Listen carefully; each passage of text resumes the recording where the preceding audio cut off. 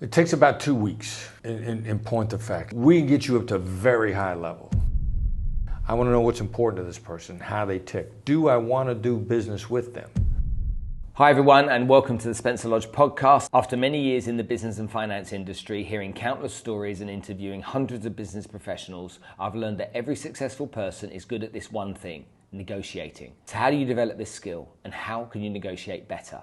Today's guest is Chris Voss, the CEO and founder of the Black Swan Group and author of Never Split the Difference, Negotiating as if your life depended on it. Chris was trained in the art of negotiation by the FBI, Scotland Yard and Harvard Law School. He had a successful 24-year career at the FBI as a Master Negotiator. Today, Chris gives his time to some of the most prestigious schools in the world to teach the art of negotiation. But what can we learn from his expertise from right here in Dubai? He has used his many years of experience in international crisis and high-stakes negotiations to develop a unique program that applies these globally proven techniques to the business world. To sit back, listen and learn all about the world of high-stakes negotiation and get ready to apply it to your life and your business. Cue the music.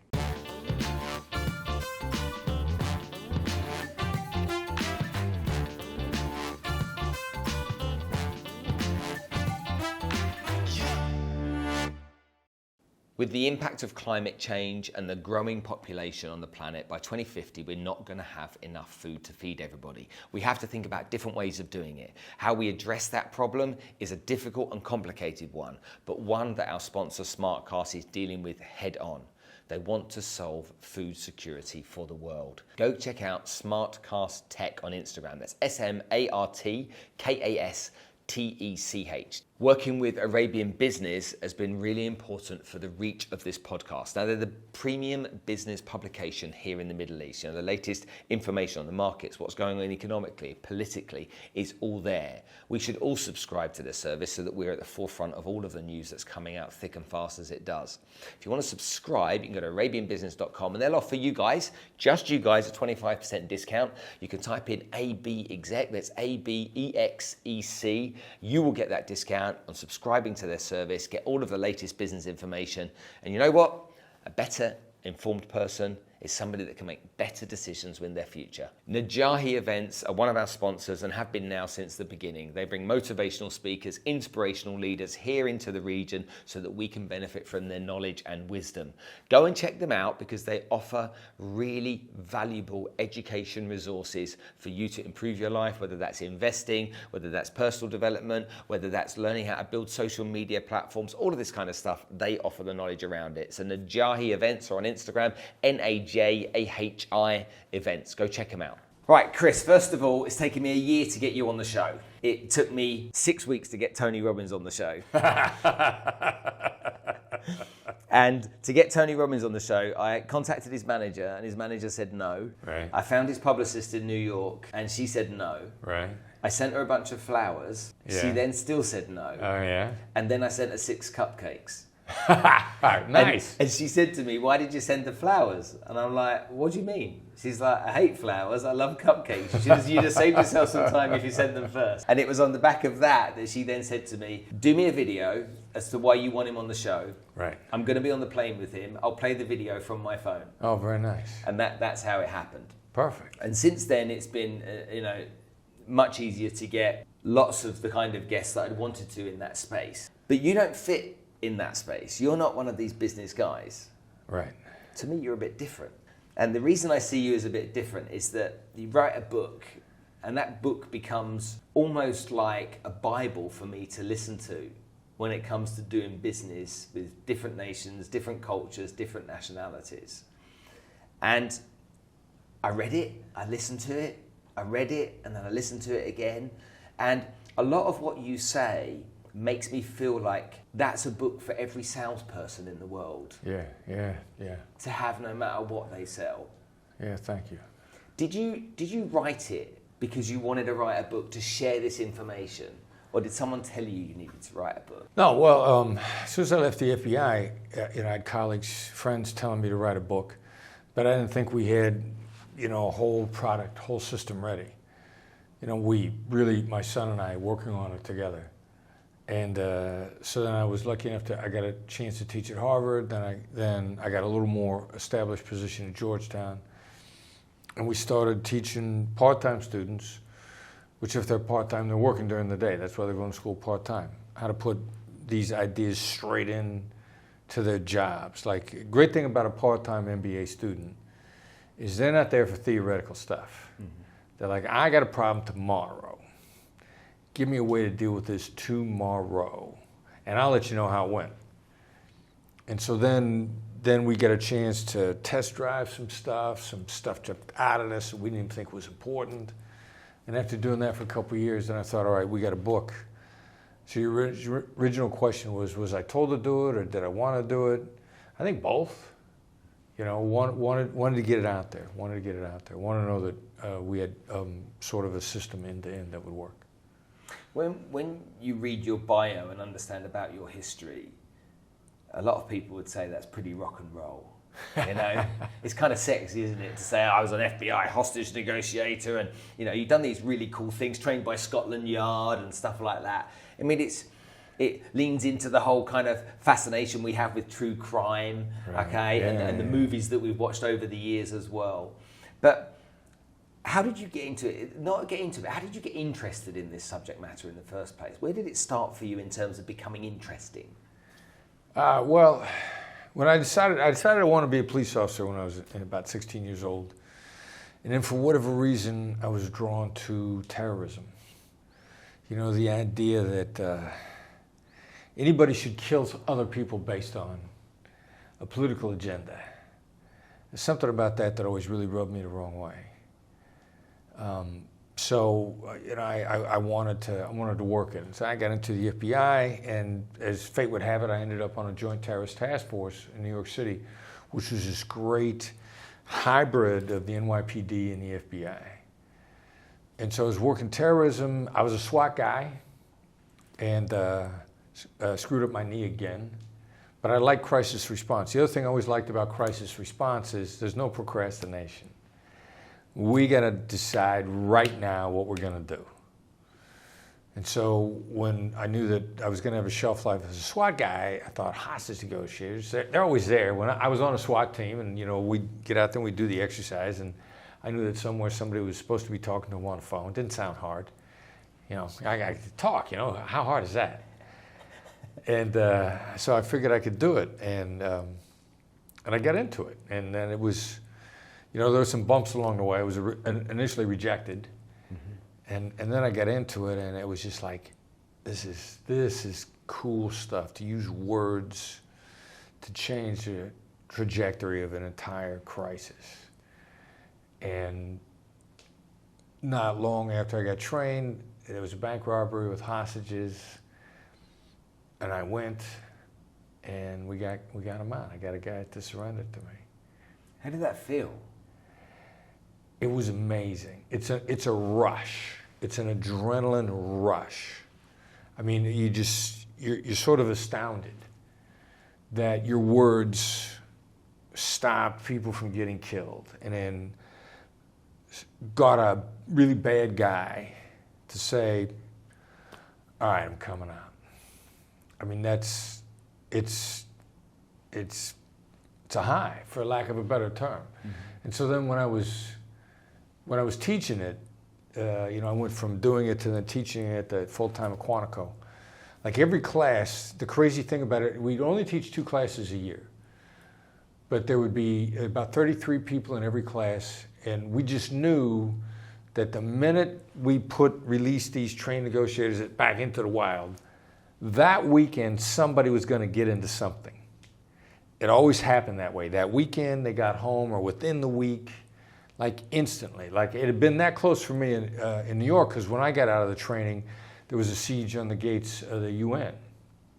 And I waited to get called, and I never got called. And I was mad at myself. I'm mad at myself to this day for not just showing up. And when it was over, I checked with the coordinator, and she said, look, don't wait. Show up. Just show, which is how I got in the middle of things at the bank. So I'd come that close to negotiating a siege literally at the gates of the UN. And so I knew that was going to happen to other people, and we'd always tell them, you know, like, somebody's going to get into something before the week is out. And they would call us as soon as somebody surrendered. I remember one of our negotiators in Florida called me after he talked the guy out of a siege, and he was high. He was astounded. He felt like I had felt, and I knew it was coming. And he said, "You told me this last week, and I just didn't believe you, but it just happened." So yeah, it was pretty cool. It's a phenomenal experience. You think about sales, and there's people that get into sales because, or have some success in sales because they think so they have some natural ability to communicate and natural ability to build rapport, or in England we'd say the gift of the gab, or your grandmother would anyway. And I'm quite offended by that personally, because I believe that selling is a skill. Yeah. And it's something that you have to learn. It's a professional skill. If you learn how to do it properly. Yep. I think there's people out there that would imagine that they're pretty good negotiators. Yeah, there are a lot that think they are, yes. That don't actually have the skills.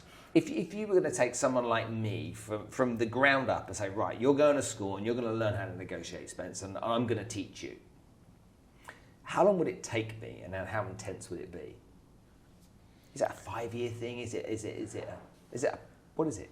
No, well, like if there were in intensive training, like we focused you, all the hostage negotiation, the best in the world are Scotland Yard, FBI, Canadians run a really good school, the Aussies run a really good school, and all of us steal liberally from one another.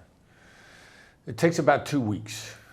In point of fact, I mean, 2 weeks of intense training. We can get any one of those schools or any person similar training, about 80 hours. We can get you up to a very high level.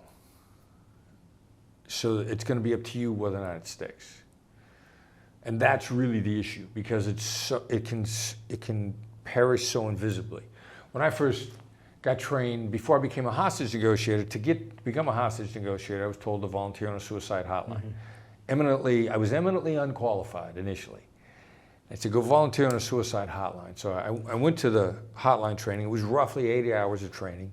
And to give you an idea how far I progressed, very first night they give you a sheet of paper with 10 responses somebody might say on the line. Write down what you might say. And at the end of the training, they give you that piece of paper back.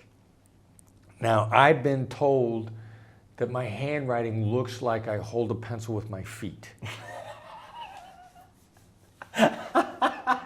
So it's fairly distinctive. I've never heard that before. Okay, I think I might do that. So when they handed that piece of paper back to me, I knew it was my handwriting. But I looked at those words and I said to myself, what idiot wrote this stuff down? I mean, that's how far they could take you. Wow. Now, the problem with it being a perishable skill is, over the course of the year, my skills had deteriorated so badly, and I had no idea.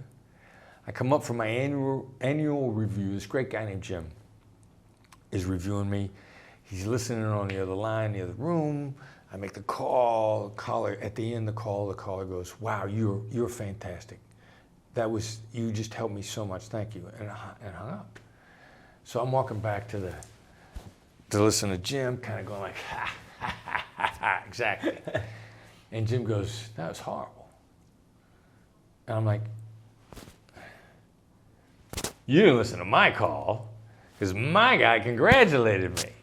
He said, "Let's start with that. That's one of the reasons it was horrible, because he attributed the success of that call to you, which means that when he got off the phone, he's lost without you." And I was like, have I gotten that bad over a year of not attending to the skills, not practicing? It would be like if Tiger Woods never hit the practice green or the driving range. Like, Tiger Woods was a maniac for being on the driving range when he wasn't playing. Your skills deteriorate. And so and you've already told me that you like to learn and that you believe that skills are learned and not natural. So that gives you an advantage in learning to start with. Mm-hmm. So we could train you up easily in a relatively short period of time. But then whether or not you understand the maintenance that's necessary to stay on top of it. When you consider the different industries that you help and the different situations that negotiations required, encompasses everything, doesn't it? Yeah. From getting your parents to do something for you when you're younger, all the way through to getting your boss to give you the kind of outcome you're looking for, to the client that you're dealing with, the challenging situation between a few parties at the same time around the table. Is it... To getting a cup of coffee at Starbucks. Yeah, to getting a cup of coffee in Starbucks. Is it all very, very different?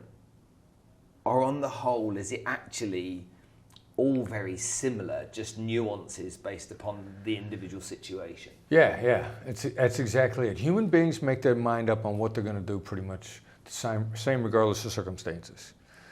You know, there's a rule that we live by: never be mean to somebody who could hurt you by doing nothing, which is everybody you talk to. So the flip side of that is anybody you talk to could help you if they felt like it. So how do you get them to feel like it? Okay. And then how do you accelerate that? And the decision of whether or not they feel like it is, did they connect with you? Did they feel like you connected with them? Now, in the following steps, what are they going to do? Or what could they do extra? And then, is this a one-off? And nothing is a one-off. Mm-hmm. Everybody thinks that stuff is a one-off, but nothing is a one-off. Because anybody that you encountered in your world today, you're likely to encounter them tomorrow. So how is that a one-off? Shopping for a car, shopping at a Home Depot. One of my students in Georgetown, in the book, there's a section on bargaining. We call it the Ackerman method. Like, it is a brutally effective way to bargain. I mean, you will get your price. So one of my students at Georgetown uses the Ackerman model to just kill Home Depot on the price of cabinets. Just slaughtered them. Best deal he'd ever heard of anybody got on cabinets. Had to go back to the same guy a week later. That guy remembered getting the daylight beat out of him a week earlier. He wasn't about to help him again. Yeah. You know, he thought that was a one-off transaction, but he had to go back to the Home Depot for something else. Are you studying personality types a lot of the time when you first start to talk to somebody? I'll try and give an example. When I sell something, right, the first part of any communication I have is to build some rapport. Right. Yes. And I have a process to building rapport. So right. My process will always be work, social, family. All right. Okay, because you don't start with family when you don't know somebody. It's kind of a bit weird asking about if you're married and you've got kids, but right. Most people are happy to talk about their business. Right. So then you can ask them about their business, they can tell you a bit more about that. And again, living overseas, people have probably more to tell than if we're all based back in our hometowns. Once I've built some rapport, which takes some time, I've got a good understanding, a better understanding of what they like, what they don't like, what matters to them, what's important, and how they feel about the work that they do. Right. Once I've built that bit of rapport, and again, in rapport, I'm learning, so I'm asking questions. I'm not really talking. Right. I'm trying to pay attention, yeah? Right. Because I know I'm going to have to speak at some point, and I want to speak at a time that my prospective client wants me to speak. Right. It's almost like right. I've earned the right to speak. Yes. Because I need to share some information. But if I meet them for the first time and I just jabber, then they're not going to be listening to me.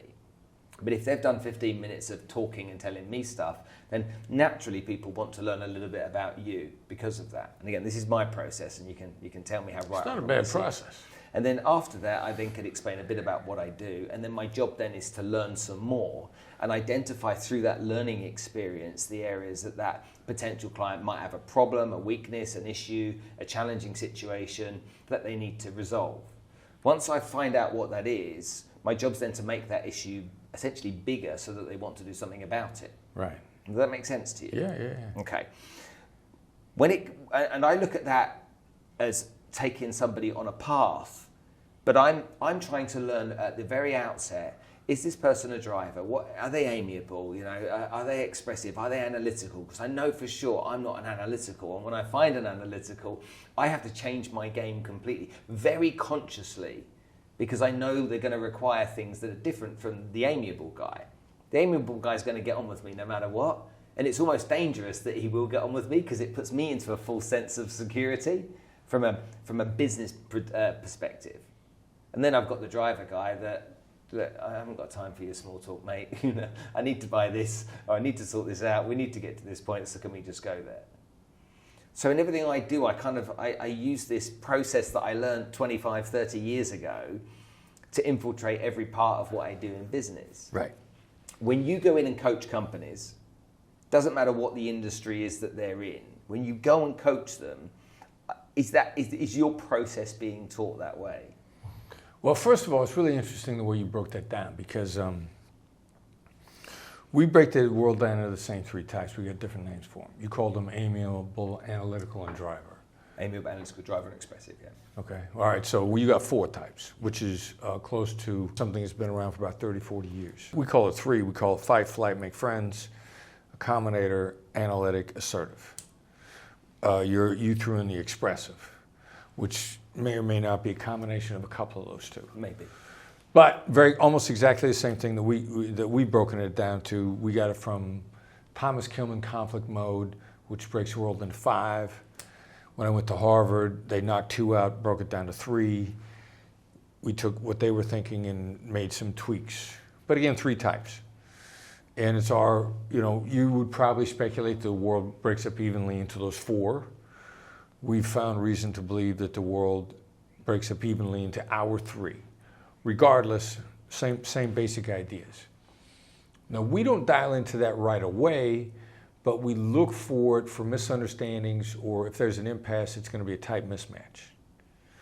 Or there are certain things that are absolute guaranteed misunderstandings. Like one of them is going dead silent.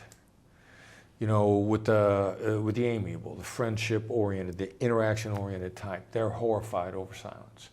Because to them, the currency is the interaction.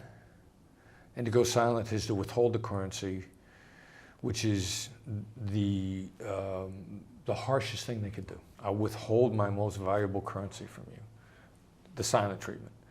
Now, the analytic loves silence because they get to think. So you get an amiable across from an analytic, or an analytic across from an accommodator, or a term. Like the analytical guy has gone dead silent and is grateful for it because he wants to think. Mm-hmm. And he's thinking, thank God, the other person finally shut up because I want to think. And the accommodator, the amiable is going like, oh my God, he's not talking. He must be furious. Oh my God, what do? I got to speak up. It's a comedy. So we teach people that it's type mismatch. Now, we want to dial in on that fairly earlier, and we got a little bit of a hack, which is similar because Ken said to you, what makes you cool? Yeah. And then you went on a quick journey of your life, and he got a really interesting story out of you in about 90 seconds, instead of the 15 minutes that you were talking about. And the mere asking of the question, what makes you cool, it lit you up. It created an instantaneous state change in you. Tony Robbins, you said, he's had as a guest, he always talks about state change. Yes. So a similar thing that we do is at a cocktail party, I could ask you where you're from, and I'm going to get stuff out of you about where you're from that you've never told anyone. Like I was at a party in Hollywood party, and this producer, I had no idea who this dude was. Everybody was falling all over themselves. To walk up to him and genuflect in front of him, stroke him, flatter him. I finally talked to him. I talked to him longer than anybody else did. And when he got done, he goes like, wow, I haven't told anybody that stuff in 20 years. All based on where you're from. Or I can look at you and I go, what about what you do makes you passionate? And I didn't ask you what you did, because a lot of people are leery of that. But I caused a state change to trigger your passion. And it'll light you up very much the same way that the Ken's question, what is it about you, what makes you cool? Yeah. And then you get into passion, and I watch people instantaneously change. And then they start unloading core values to me, which is also what you were just talking about. Yeah. I want to know what's important to this person, how they tick. Do I want to do business with them? Are they going to want to do business with me? Do our core values align? How do I proceed? We do EOS, Entrepreneurial Operating System, coached by this really smart guy named Jonathan Smith. First meeting, he says, all right, we're going to outline our core values. I'm like, that's stupid. Work hard, be honest. What else is there to say? He goes, no. It's more complicated than that. And then, ultimately, every relationship you have, business or personal, will work because your core values align, or if there's a core value mismatch, it won't work. And then also, if it doesn't work, you don't say, well, you're a jerk, I'm a jerk. You just say, look, our core values didn't line up. You know, that's cool. We got a value mismatch. You're entitled to your values. But it's not going to work out long term. So you'll go be happier doing business with somebody other than me. That's really what we're trying to dial into. I find this interesting because a lot of people feel like they need to do business with everybody. And if they don't do business with everybody, they've failed. Right. And that's a big drama, you know, whether that be the powers that be above them or with their own business. It's kind of like, yeah, it didn't happen. And I believe that, you know, you shouldn't be doing business with everybody because not everyone is aligned to you. Right. Talk to me about non-verbal communication, because I think non-verbal communication plays a big part. I spend a lot of time when I meet people trying to understand them when they don't speak. So I'll check that person out in a room before I'll talk to them. Yeah. Oh, yeah? Good. Yeah. You know, and if they're in the corner on their phone, not wanting to engage with people, that's something that I'm very aware of. I can identify the arrogant, obnoxious shit pretty quickly, and that makes me not want to, you know, step forward and engage with them because, you know, I've automatically titled them, and sometimes this is wrong, by the way. I've automatically given them a title in my mind. You know, oh, he's a bit arrogant, isn't he? So I've then judged that situation. But I find that people talk and share an awful lot when they don't say anything. Right. And there's stuff you can utilize that can be to your advantage.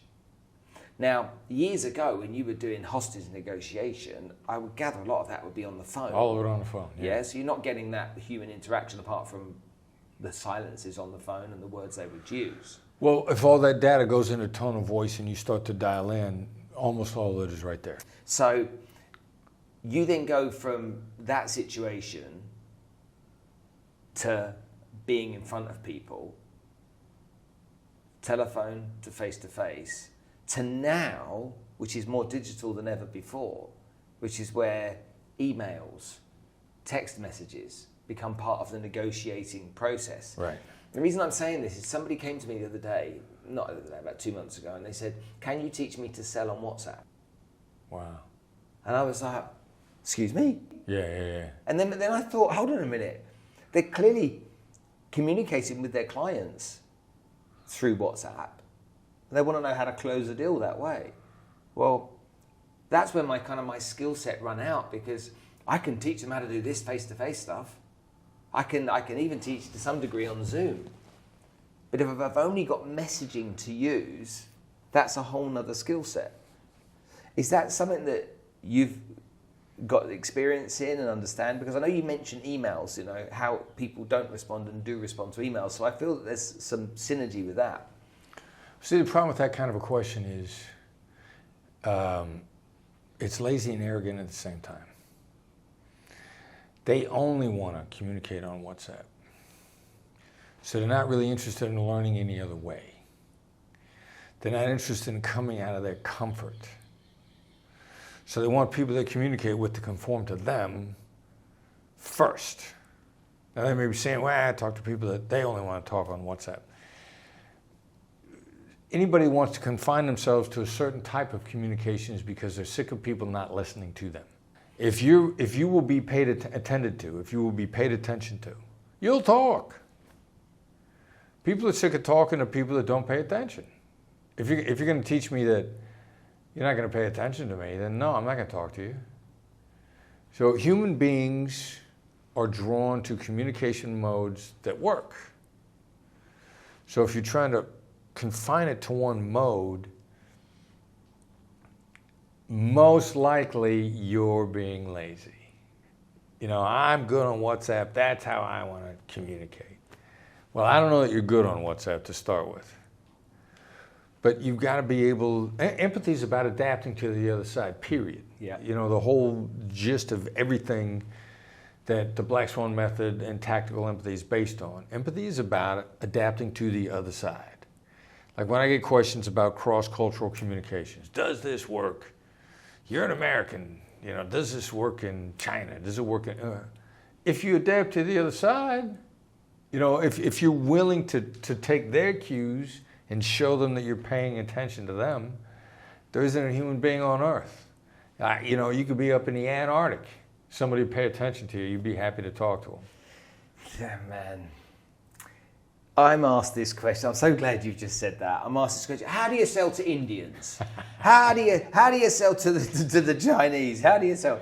Right. And I'm like, they're all human beings. Yeah. They're just people. Yeah, but the real estate industry is huge here, okay? So, and it's gone up in value like crazy over recent times. So they're running ads online and people are saying, how much is that one bed apartment in the marina or whatever? And they're getting an inquiry, a digital inquiry. And I'm like, pick the phone up and call them and tell them.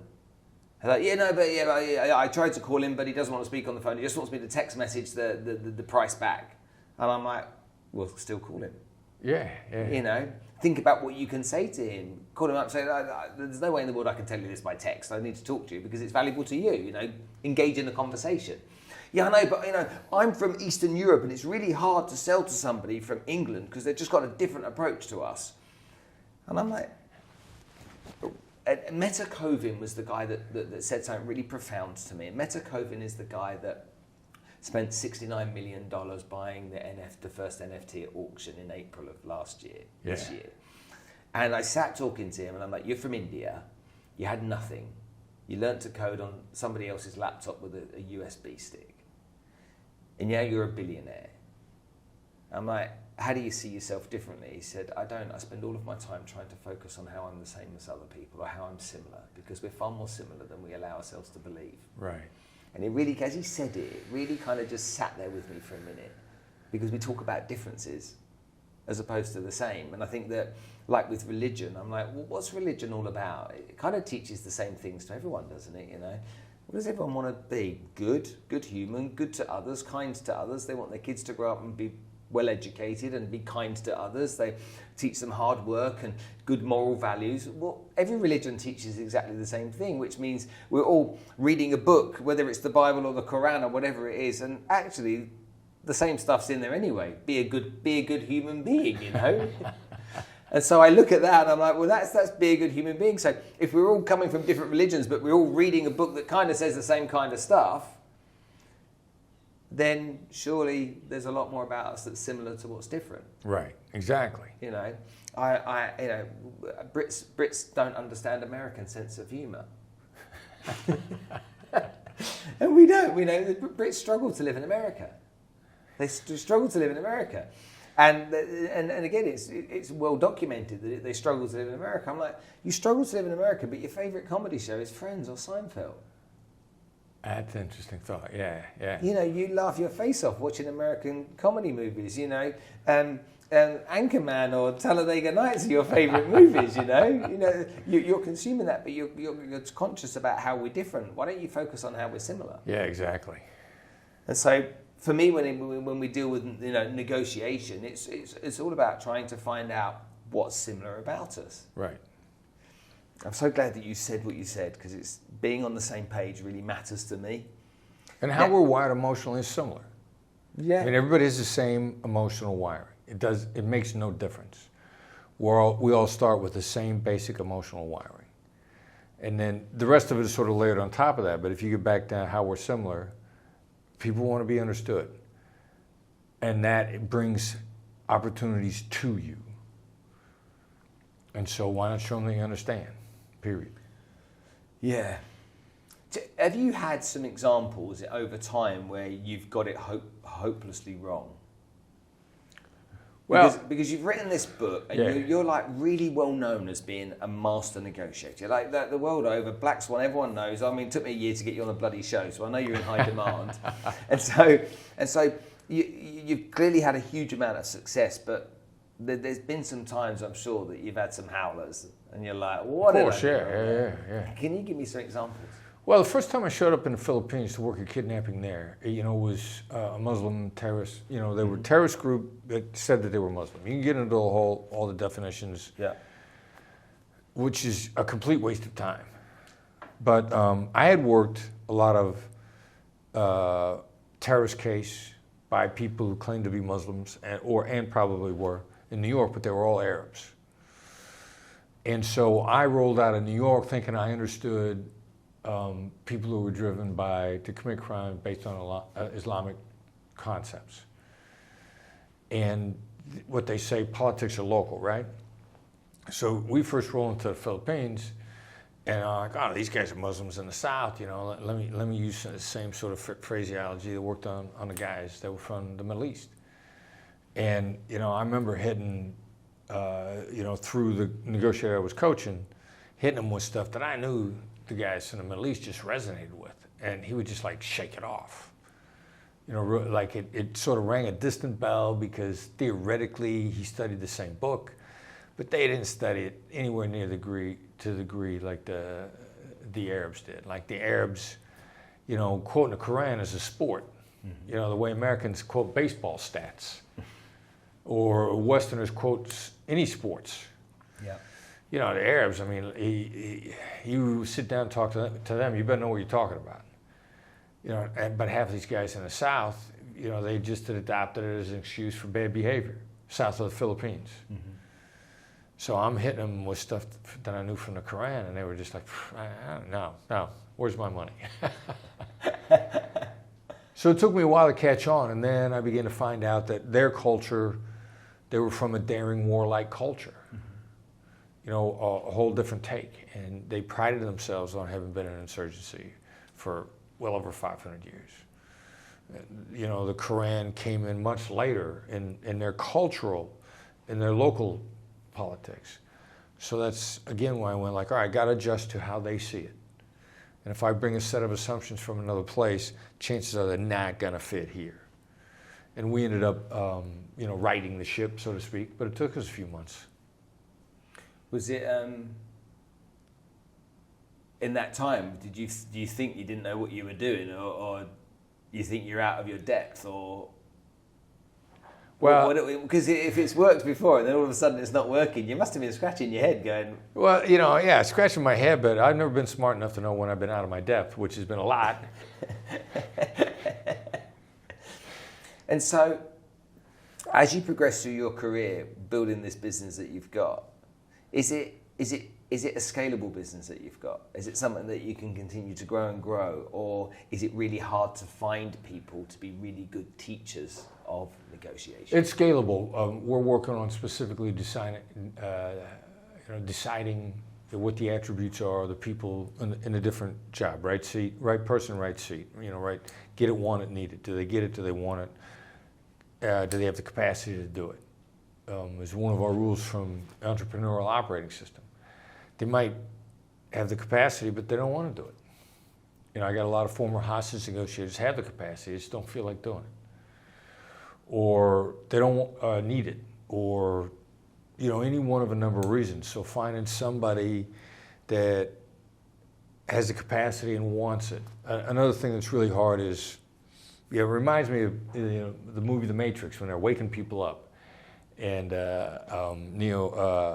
Morpheus says to Neo, we have trouble waking people up after a certain age because they can't adapt.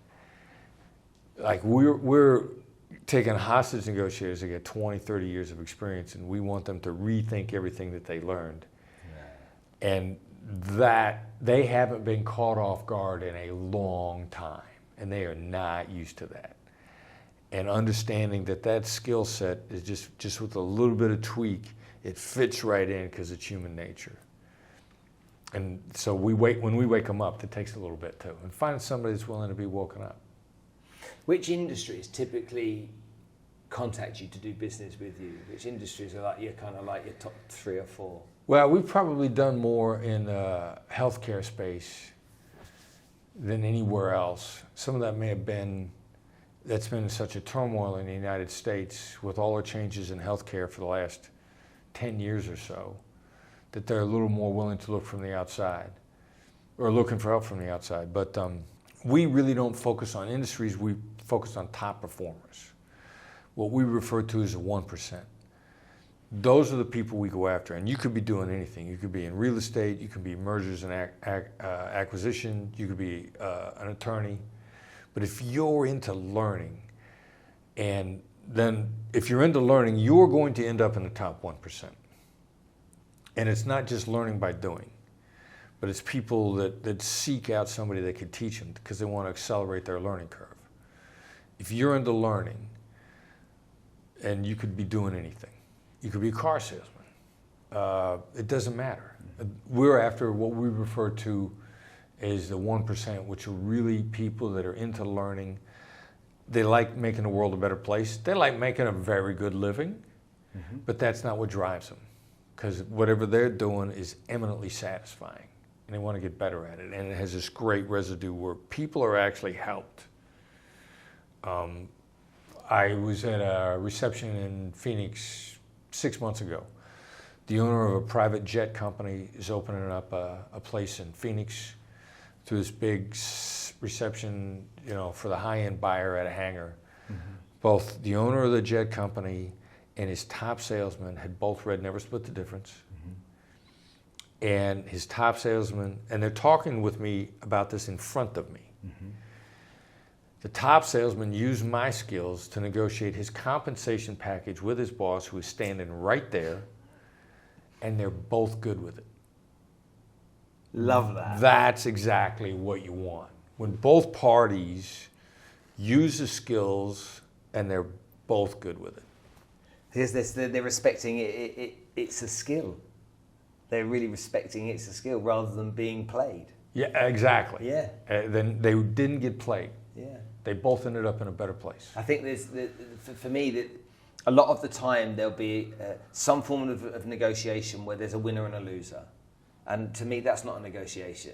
To me, the best outcome is everybody wins. Because if everybody wins, everybody walks away happy. And they'll want to do it again. Yeah, and if you can create that in your business with everybody you do business with, in whichever capacity that is, that's a really nice life to live.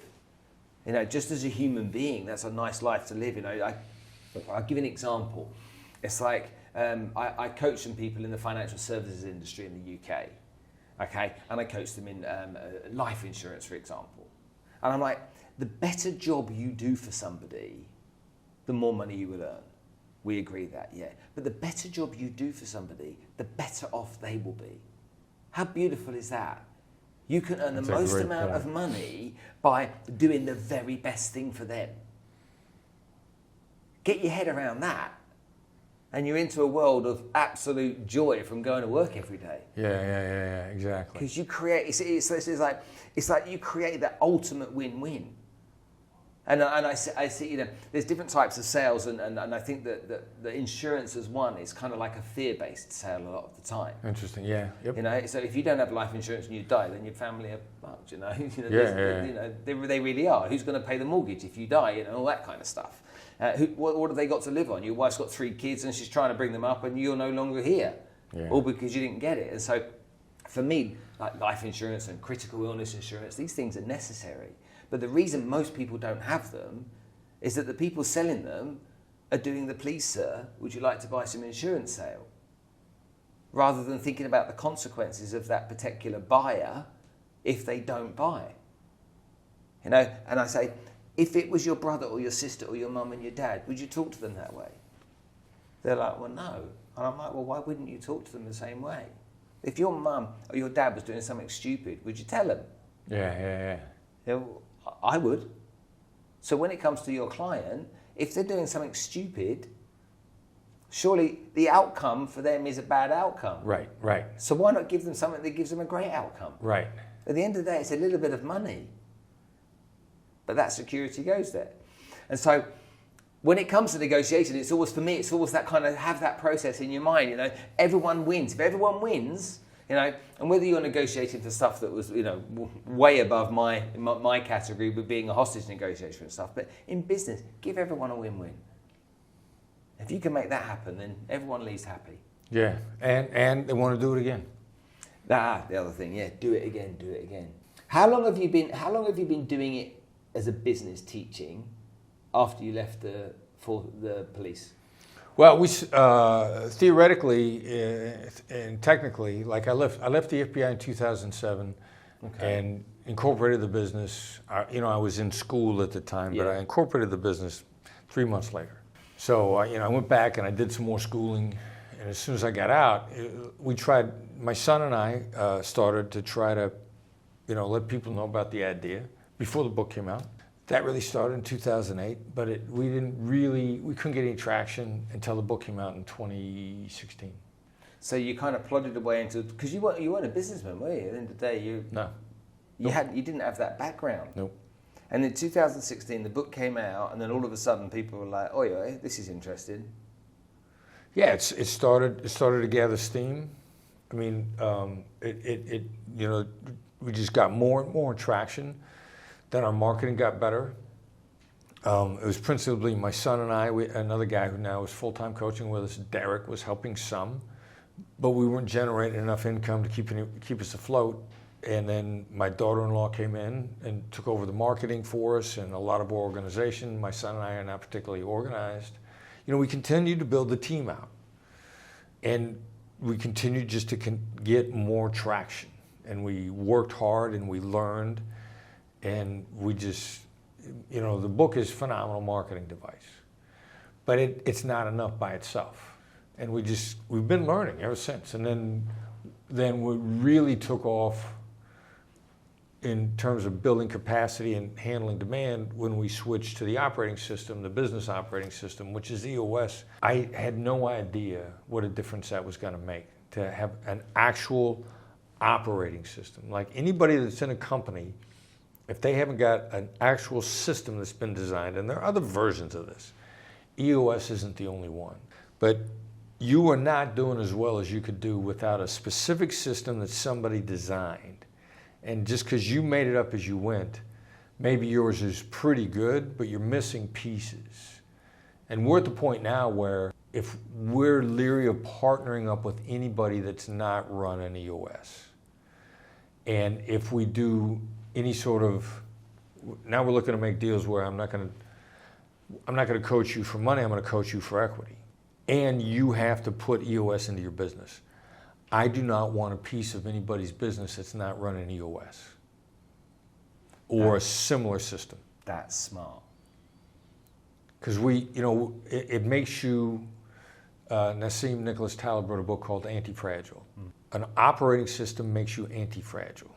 When the pandemic started, like everybody else, night fell fast. It was March-ish. We went from, it's the flu to shutdown in like 3 weeks. 90% of our revenue stream shut off. I mean, just turn the faucet off. And because of EOS, we pivoted online. We set back up in a month and a half, and we had a profitable year. We didn't make as much as we made the year before, but you shut off 90% of your revenue and you stand up a new operation in 60 days. You only do that if you got a system. And we had a system. It worked a treat. Thank you so much for coming to take some time to talk to us today. I'm so glad it's taken me a year and it's been worth the wait. And I hope the rest of your time here in Dubai is a good one. But for people, if they want to, businesses that want to engage with you, do they just go to your website, or Look, the best way is just go straight to the website. Okay. And we got a ton of free material on the website. Okay. I mean, a lot. So wherever you are, start with the free stuff. And it's usable. It's like the book. It's actionable. You can use it. Yeah. And for all of you that are watching this right now, I think it's really important, go and grab a copy of the book or get it on Audible and listen to it. That's how I learned from it. It's added value to me, and a lot of you know my background anyway. So have that desire to learn, desire to grow. He's the master at this, for goodness sake. You couldn't go wrong with it. Chris, thank you so much for coming on the show. I really appreciate your time. Thank you. The man Chris Voss is in the house.